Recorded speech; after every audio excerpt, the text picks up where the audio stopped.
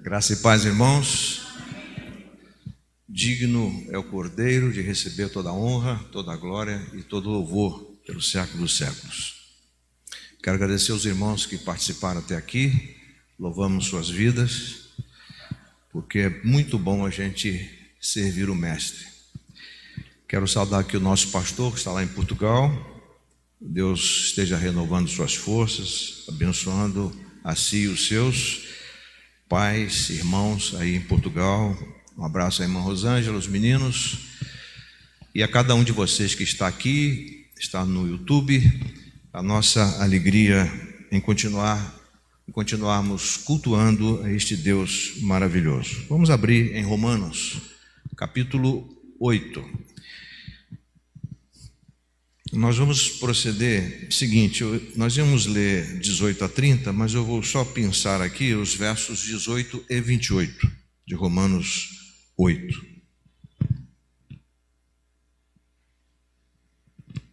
Pedir aos irmãos que puderem, se ponham em pé, para que possamos proceder à leitura bíblica.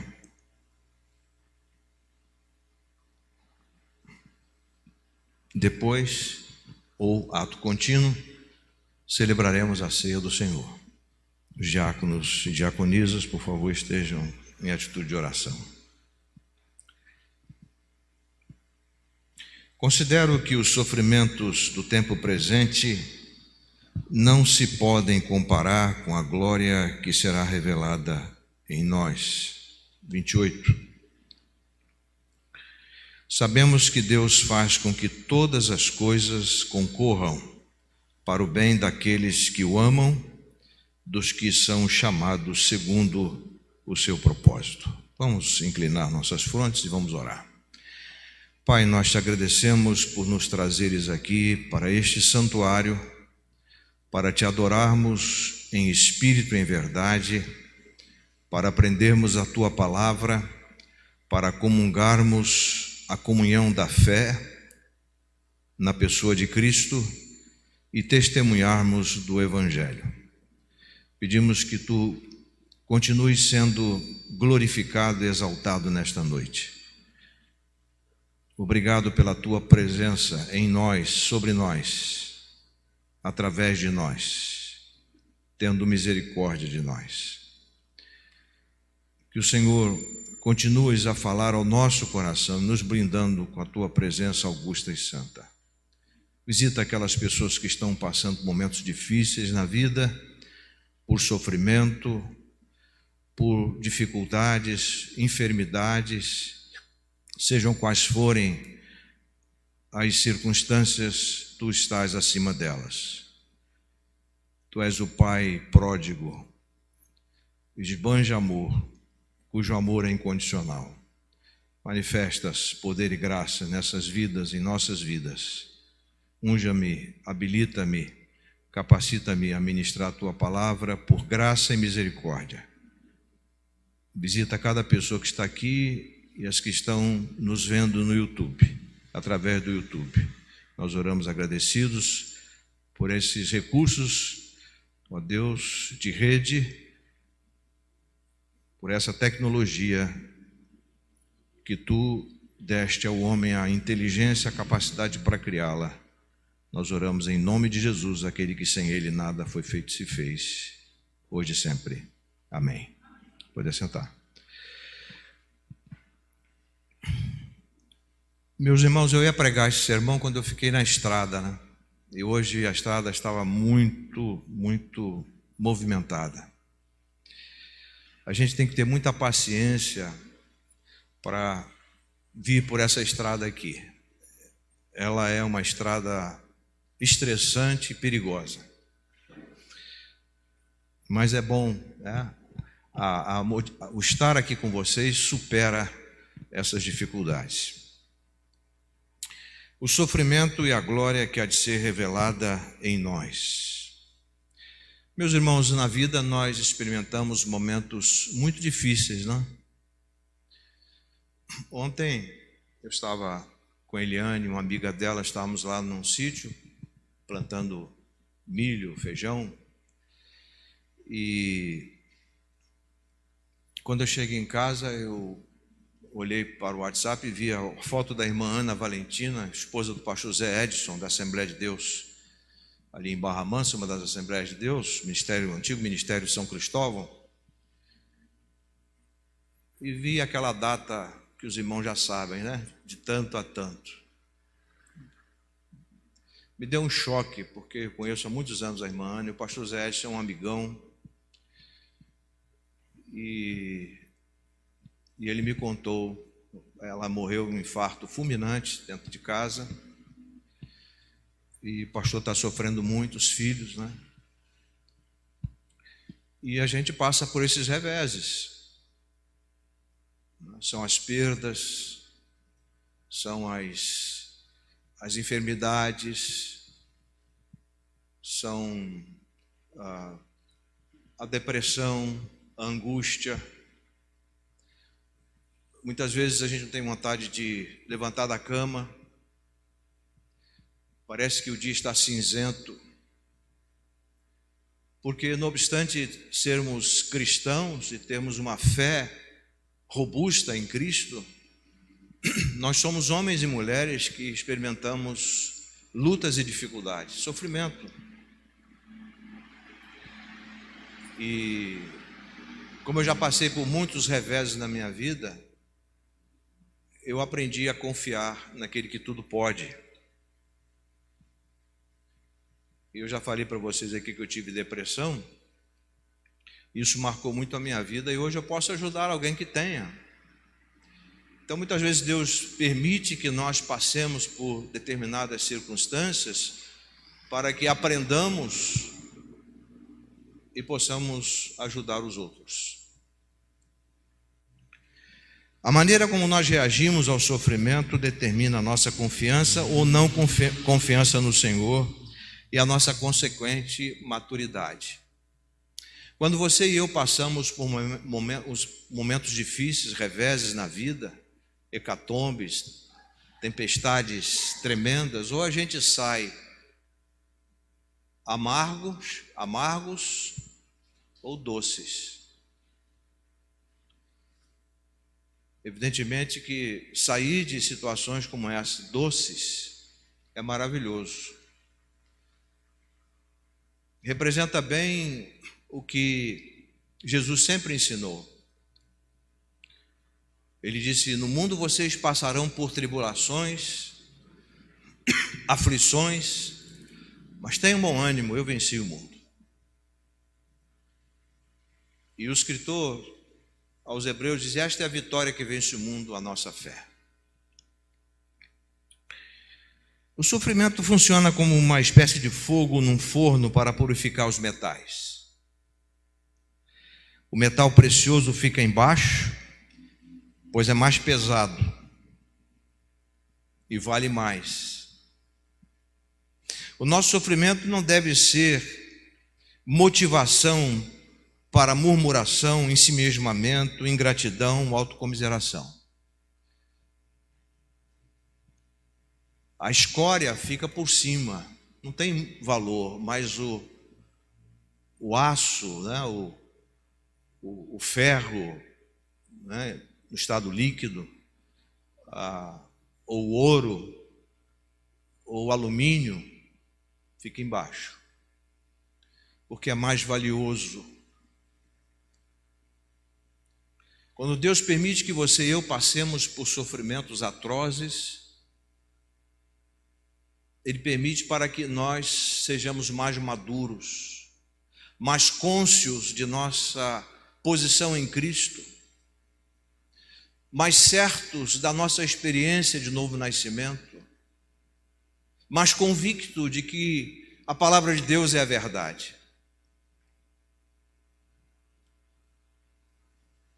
O nosso sofrimento não deve, eu quero repetir aqui, ser motivação para murmuração, ensimesmamento, ingratidão ou autocomiseração. Ele serve para nos provar, nos moldar, nos amadurecer, nos habilitar, nos qualificar para o serviço do Rei, para o testemunho do Evangelho. Paulo tinha em si mesmo, considerava em si mesmo o grande valor pedagógico do sofrimento. Sofrimento não dá em poste, não dá em madeira, dá em gente. Gente como a gente. Porque nós somos sujeitos às mesmas paixões que Elias. E a nossa percepção do mundo, dos acontecimentos, dos fatos, esta leitura tem que ser com a perspectiva de Cristo, porque Ele nunca nos enganou. Paulo disse, eu gosto muito desse texto, por isso não nos desanimamos, ainda que o nosso homem exterior se esteja desgastando. Eu percebo que minhas pernas estão mais finas. Eu percebo que minhas orelhas estão crescendo mais. Daqui a pouco os cabelos brancos vão começar a surgir. Eu não pinto cabelo, meu pai teve cabelo branco com quase 70 anos.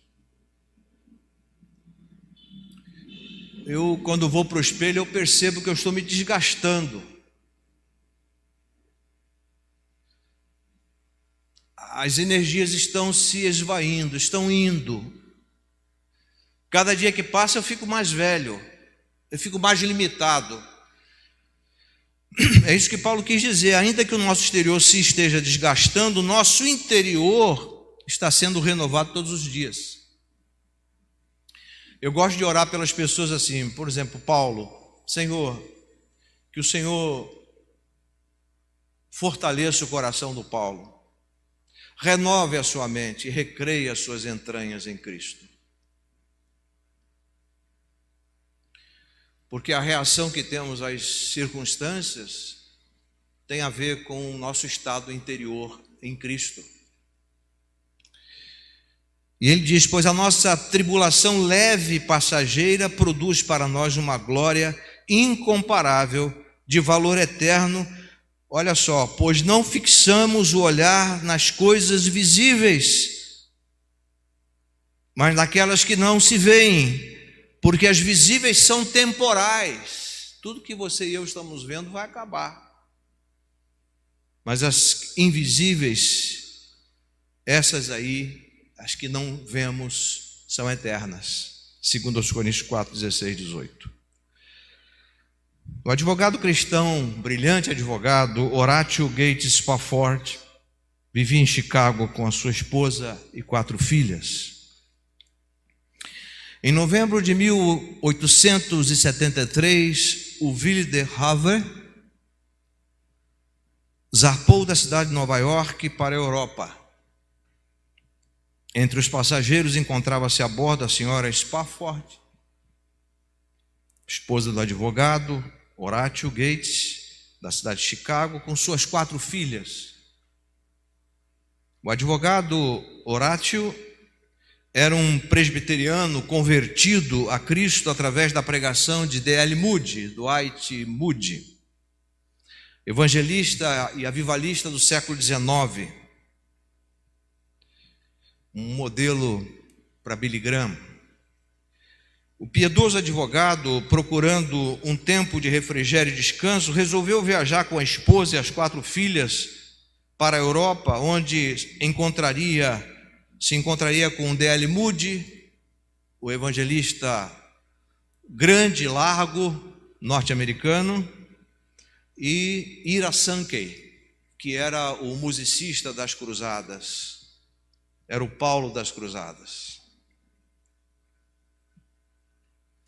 Em uma cruzada evangelística na Inglaterra, em 1873.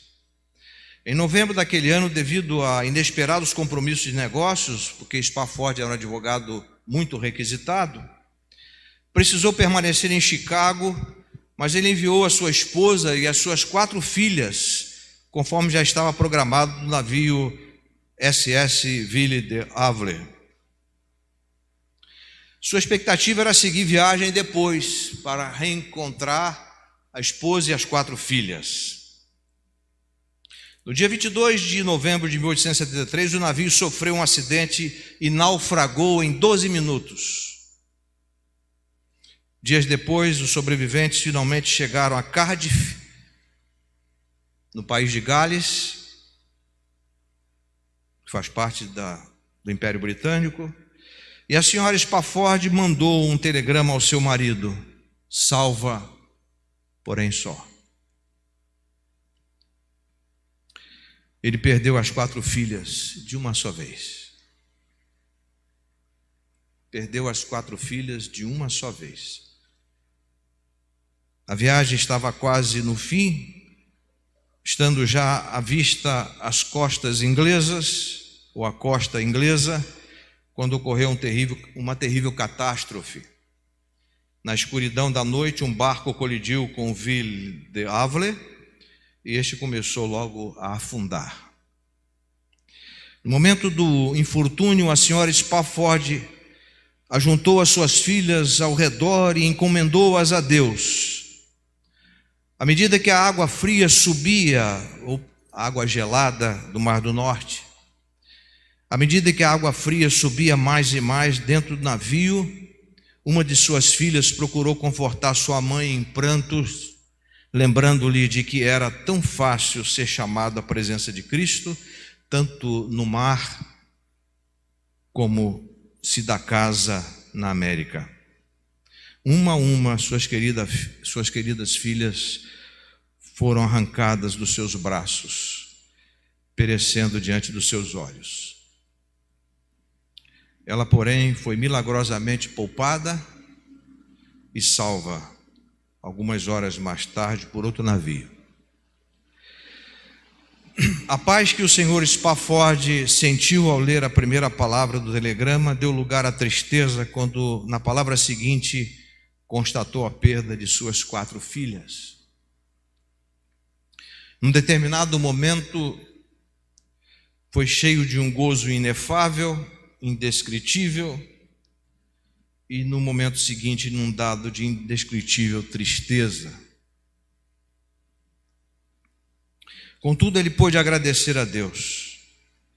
2 anos mais tarde, o mesmo senhor Spafford perdeu grande parte dos seus bens no incêndio que houve em Chicago, mas a sua fé, sempre firme, permitiu que ele superasse a todas aquelas perdas. A história diz que posteriormente ele foi morar em Israel e por lá ficou e lá morreu. A despeito de tudo o que lhe aconteceu, ele foi capaz de sentar-se, segundo historiadores, na proa de um navio, mais ou menos onde as filhas haviam sucumbido, e escreveu o hino que vou pedir ao Paulo depois que cantemos, 398, se paz a mais doce me deres gozar, se dor a mais forte sofrer, ou seja, o que for, tu me fazes saber que feliz sempre sou com Jesus. A letra é dele, a música não. A música é de Philip Paul Bliss. E a tradução para o português foi de S.E. McNay, que nos brindou com esse belíssimo hino. Spafford era um homem que tinha consciência dos versos 18 e 28. E vou relê-los. Considero que os sofrimentos do presente não se podem comparar com a glória que será revelada em nós. Sabemos que Deus faz com que todas as coisas concorram para o bem daqueles que o amam, dos que são chamados segundo o seu propósito. Eu escrevi aqui na minha, acho que eu já li para os irmãos, mas se eu li, vou ler de novo. Esse momento que lá em casa a gente está passando, há uns anos atrás, em 2020, aliás, ano passado, eu escrevi essa oração aqui, que eu não conheço o autor, ele é desconhecido. Deus, dá-me a serenidade de aceitar as coisas que eu não posso mudar, a coragem para mudar as coisas que posso e a sabedoria para fazer a diferença. O nosso sofrimento, meus amados irmãos e amigos, é permitido pelo Senhor para que Ele seja glorificado em nosso descanso e aprendizado, ou crescimento, maturidade a partir da fé em nossa confiança na sua fidelidade. Quando a irmã Ana estava partindo, a esposa do pastor Zé Edson, o filho manifestou o desejo de orar por ela. Disse: filho, não precisa orar, sua mãe já está pronta para ir, já está indo. Sofrimento e glória na perspectiva cristã não são excludentes, mas são convergentes. Não há coroa sem cruz, meus amados irmãos e amigos. Não há glória sem sofrimento, sem o caminho da cruz, sem o negar-se a si mesmo, sem o tomar a cruz, sem o seguir e servir a Cristo. Porque Ele mesmo disse: se alguém quiser, você e eu não fomos obrigados a seguir e servir a Cristo. Mas uma vez que decidimos, a ponte quebrou, não há volta. Se alguém quiser vir após mim, se alguém quiser me seguir, me servir, a si mesmo se negue. Não é mais você, mas eu que vivo em você. Paulo entendeu isso como ninguém. O capítulo 16, 24 a 27 de Mateus. Quando ele disse: já estou crucificado com Cristo, vivo não mais eu, mas Cristo vive a sua vida em mim, e a vida que agora vivo na carne, vivo-a pela fé no Filho de Deus, o qual me amou e assim mesmo se entregou por mim. Para mim o viver é Cristo e o morrer é lucro. As Escrituras nos dizem que todas as coisas cooperam juntamente para o bem daqueles que amam a Deus, que são chamados segundo o seu propósito. Paulo declarou com muita convicção, e eu quero repetir aqui: para mim o viver é Cristo e o morrer é lucro. Filipenses 1:21. Ele estava em Roma, condenado à morte. Ele fala de uma morte por causa do seu compromisso com o Evangelho de Cristo. Ele estava pronto a sofrer e morrer por Cristo. A vida cristã, meus irmãos, não é larga e rasa. A vida cristã é profunda. Ela é longa. Ela é ampla. A vida cristã, em todas as dimensões, é vivida no sofrimento.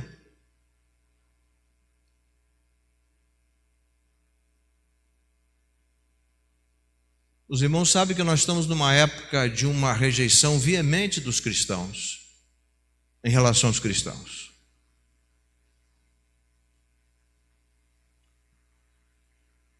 E a gente sabe disso. Jesus disse que nós seríamos odiados, nós sofreríamos. Ele disse claramente, e diz na sua palavra.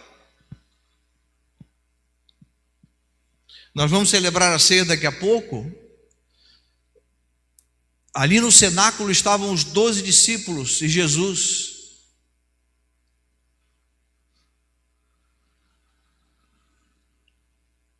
E eles celebraram. Ali tinha Judas, que havia traído Cristo. E quantas vezes nós traímos a Cristo por meio das nossas atitudes e ações? Ali estava o outro Pedro, que negou a Jesus. Ali temos o Tomé, que agiu com incredulidade, não creu que Jesus havia ressurreto.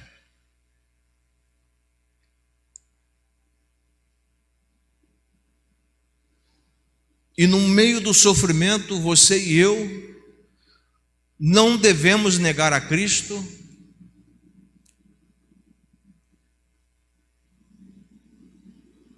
não devemos agir com incredulidade, murmurando, reclamando, com revolta.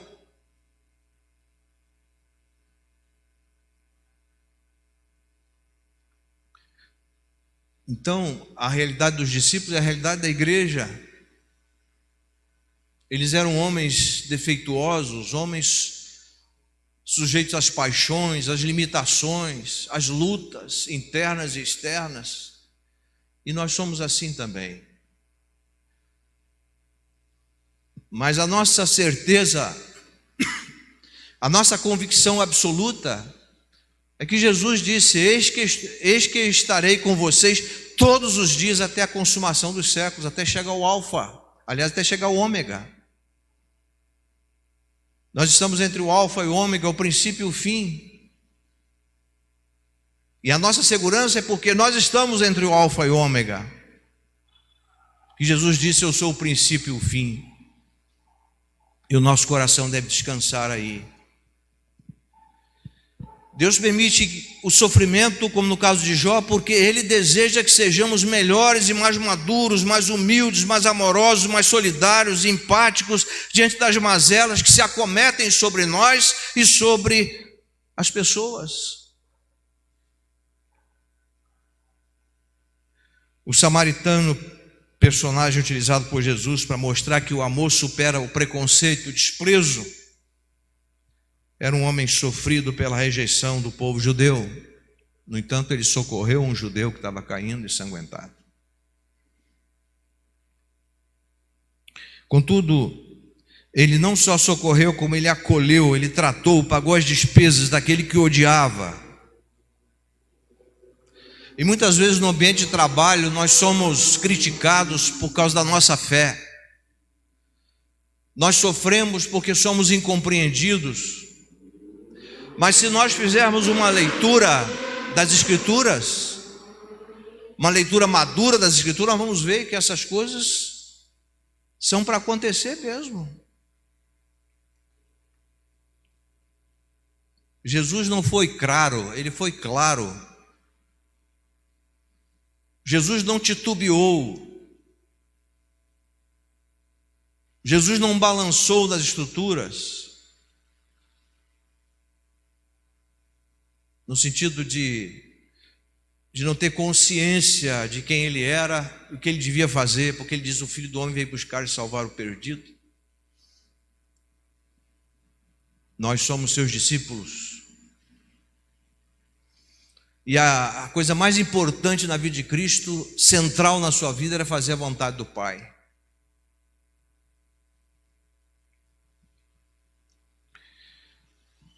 Irmãos, aqui temos o sofrimento do samaritano como fruto do preconceito do judeu e a glória do amor dispensado pelo samaritano ao judeu. Tenhamos a consciência de que o nosso sofrimento prospera para a glória que há de ser revelada em nós na dimensão da eternidade. Romanos 8,18. Eu quando eu vou ver minha mãe, agora eu estou levando ela ao médico, né, aos especialistas, um monte de problema, 85 anos, 6 filhos.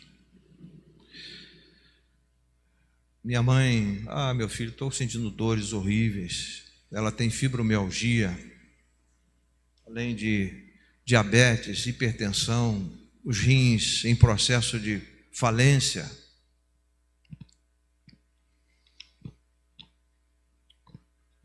Mãe, a senhora precisa... Ela diz: eu vejo o missionário, eu peço a Deus. Muitas vezes nós queremos responder ao sofrimento de forma religiosa. Nós temos que responder ao sofrimento na perspectiva de Cristo. Porque ninguém sofreu mais que Ele. Porque o sofrimento de Cristo, como 100% homem, 100% Deus, o sofrimento de Cristo, além do físico, dos cravos, da lança, do sol causticante, foi ter assumido a nossa culpa.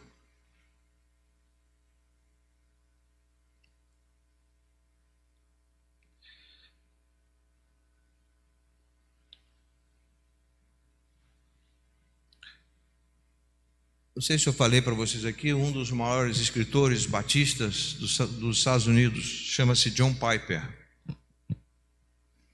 Pastor Eusébio, eu e outros pastores somos apreciadores do Piper. Dr. Shedd, há muitos anos, eu tive uma amizade com o Dr. Shedd. Pastor Oswaldo, eu vou lhe dar era um fita cassete. John Piper estava começando a pregar em Minneapolis, uma igreja de 10 mil membros. John Piper ele escreve, hoje ele não está mais na igreja, ele só escreve, fala em várias partes do mundo. E ele teve um câncer de próstata. Os irmãos que já souberam de homens que tiveram câncer de próstata sabem que eles sofreram muito. É um câncer muito agressivo. Sabe o que o Dr. Piper disse? Bendito câncer. Como você pode entender um negócio desse?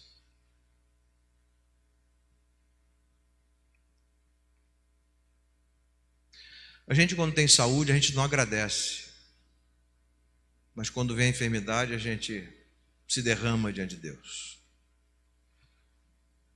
Nós temos que aprender a agradecer o sofrimento, os momentos difíceis da vida, coisas que a gente não pode mudar, e temos que descansar nele. Às vezes você vem naquela pergunta, eu tenho esse livro lá, eu vou ler, do Erwin Lutzer, por que coisas ruins acontecem com pessoas boas? Aí eu pergunto, será que existem pessoas boas? Aquele pastor que faz o pessoal rir, né? Cláudio Duarte, ele disse que os ruins vão primeiro, né? Quando morre a mulher ou o marido no casamento, é porque o ruim vai primeiro. Aliás, o bom vai primeiro, o ruim fica.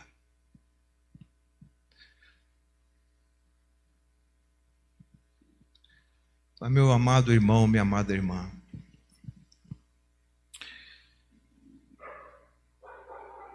há coisas na vida que não entendemos, mas Deus sabe. O nosso coração deve descansar em sua soberania, em seu poder de fazer um milagre. Antes de falar essa frase, eu vou dizer aos irmãos, os irmãos lembram de Jó? Os irmãos já fizeram a leitura do livro de Jó? É difícil, há coisas ali difíceis de entender. Mas se nós orarmos e pedirmos ao Espírito que revelou a palavra nos ensinar, nós vamos compreender muita coisa. Mas uma coisa que eu observo em Jó, e eu acho que eu já falei isso aqui, mas é bom sempre repetir, é que lá no final do capítulo, quando Deus restaura todas as coisas na vida de Jó, Jó diz assim: eu te conhecia de ouvir falar, mas agora os meus olhos te veem. Tem muita gente que entra e sai nos templos como Jó. Eu te conheço de ouvir falar, mas muitas vezes precisa do sofrimento, das agruras da vida, para dizer como Jó, agora os meus olhos te veem.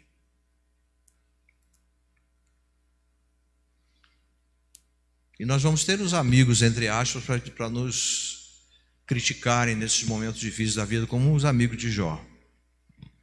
Mas nós temos um amigo que é maravilhoso.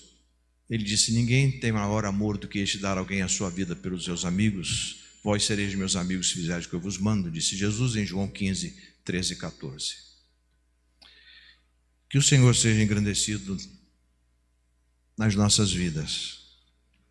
E não nos esqueçamos, o sofrimento que passamos é o prenúncio da glória que há de ser revelada em nós.